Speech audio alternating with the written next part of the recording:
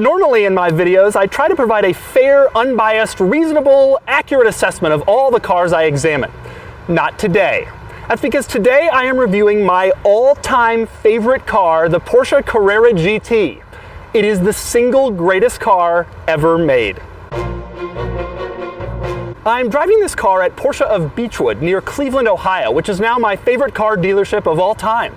They graciously offered to let me drive it despite the fact that they have it listed for sale right now for $699,000. Let me repeat that. $699,000. This car is worth twice as much as my house, and I have recessed lighting and exposed bricks. So how could it possibly be worth $699,000? Well, this is normally part where I'd launch into the car's quirks, but the Carrera GT requires a little bit of an explanation first.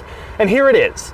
I truly believe that in the future, when all cars drive themselves and they're electric and automated and vehicles are something to be used like a bottle of hand sanitizer, future generations will look back at the Carrera GT as the single pinnacle of the automobile. I really believe that every supercar that came before it, the McLaren F1, the Ferrari F40, the Porsche 959, the Lamborghini Miura, all were marks on the way up the hill to the Carrera GT, which stands at the top, unrivaled.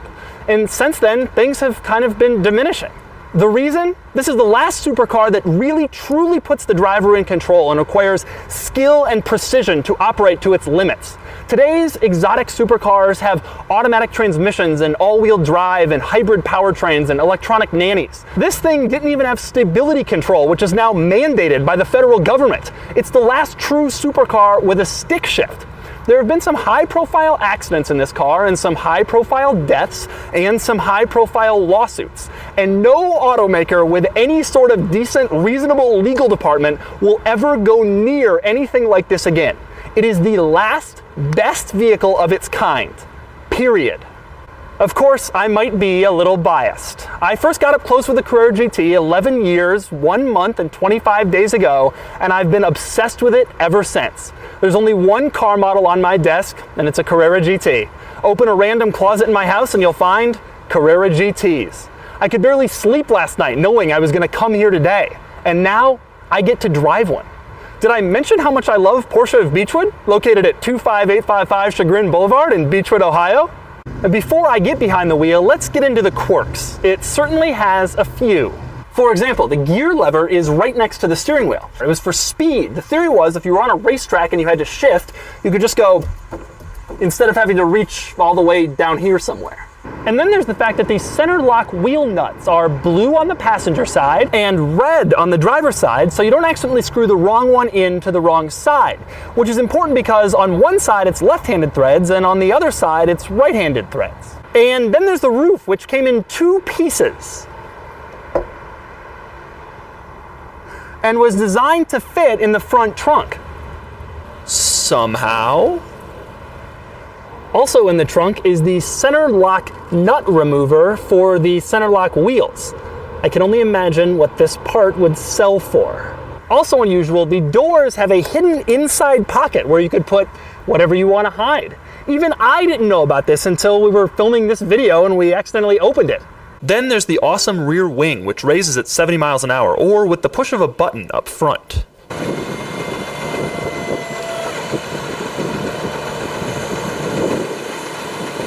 And then there's the engineering, which I could go on about for days. The carbon fiber tub and subframe, the inboard suspension, but I won't bore you with all that. Instead, here's an interesting anecdote about the Carrera GT's engine. When the Carrera GT was first shown as a concept car, it had a 5.5-liter V10 with 558 horsepower. This was the craziest thing Porsche could have dreamed up to make a concept car. Except when they put the road version together, it actually had a 612 horsepower, 5.7-liter V10. In other words, the concept car, which didn't have to conform to regulations, which could have been anything Porsche wanted in its wildest dreams, actually had less power than the one they made for you to drive. And boy, does that engine sound good. All right, go for it.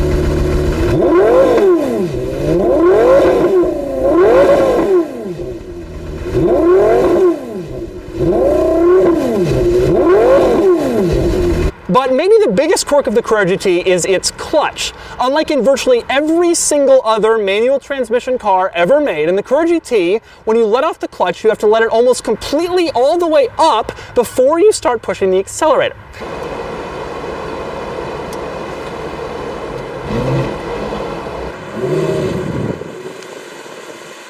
If you ever drive a Carrera GT, you will either stall it or burn up the clutch, period. And now I'm going to drive it. Did I mention how much I love Porsche of Beechwood? Open Monday through Saturday, starting at 9 a.m. Okay, here we go. All right, now we're gonna do this clutch thing. This is so bizarre. All right, so let it off, and then it starts going. Indeed it does. How weird. It's so weird. It's so weird. Oh my God, I'm driving Carrera GT. Driving through a parking lot. This is the most intense I've ever felt driving through a parking lot. The seat is not as tight as I was expecting, by the way. God, the mirrors are enormous. They take up, between the mirror and the A-pillar, how do you see that way? Right. The thing that's interesting is nobody pays attention. If we were driving that Murcielago, these people would be taking pictures. Yeah. But Carrera GT is a little bit subtler, and I love that. I think that's so cool. You're driving maybe the greatest car of all time, and like nobody realizes it.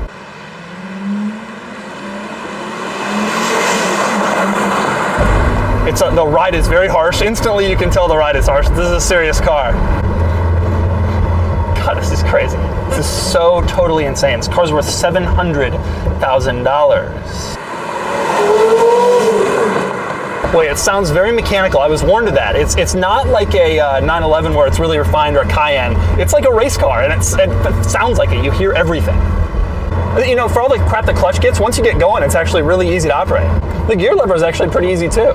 The car isn't that intimidating once you get going, but it is hard to remember how to activate that clutch so you don't burn it. You have to be very careful each first gear start that you don't screw it up. Especially knowing that a replacement clutch is, what, like $25,000. Yeah, that's...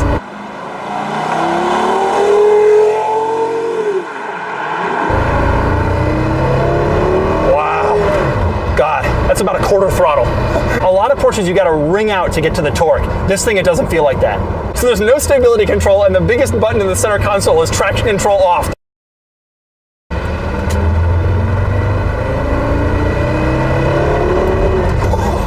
Easy to rev match. I don't feel as intimidated driving the car as I expected to.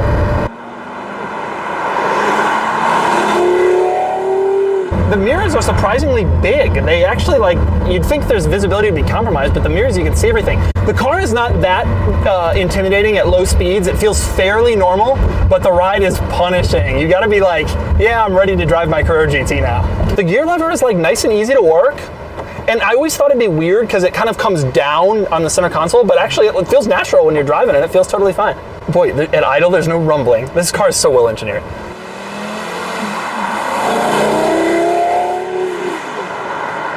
The clutch isn't tremendously heavy, it's just weird. So you can do it, it's a linear motion, it feels fine. It's just that it's this strange thing you gotta remember. It doesn't sound inside anywhere near as good as it sounds on the outside, the exhaust note. Like you can hear it, it's mechanical, you know what's going on, there's an engine happening. But on the outside, it sounds like a race car.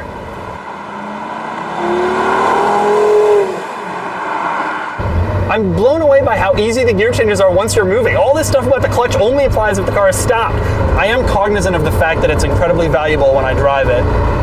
Not so much as the Ford GT though. I don't think that the appearance of this car when you're in it makes you think $700,000 car. Boy, it revs so quickly that you'd get used to it, but the rev matches are incredibly easy. And that ride is loud. Every aspect of the car is loud. You can hear everything that goes on in the engine, you hear the gear changes, you hear the tires on the pavement. This is not a quiet car. This car was not made to cruise around. Boy, the turning is really quick. Wow. Just has explosive power. Oh my God, that's crazy. Wow.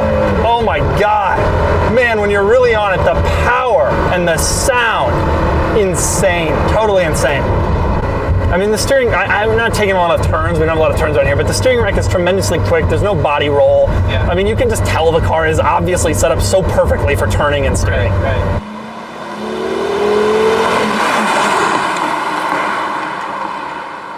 The thing that I can away with this thinking is that this is like a big 911, a more athletic, more excited 911, a 911 that's like, have fun with me. I really thought this car would be intimidated and I'd be scared, incredibly scared driving it, but I don't feel that way.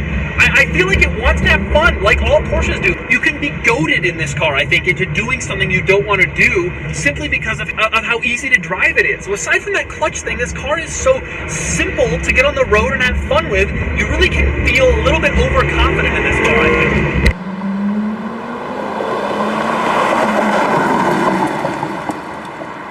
So there it is. I've shown you around the Carrera GT and I've gotten to drive my all-time favorite dream car and the greatest car ever made.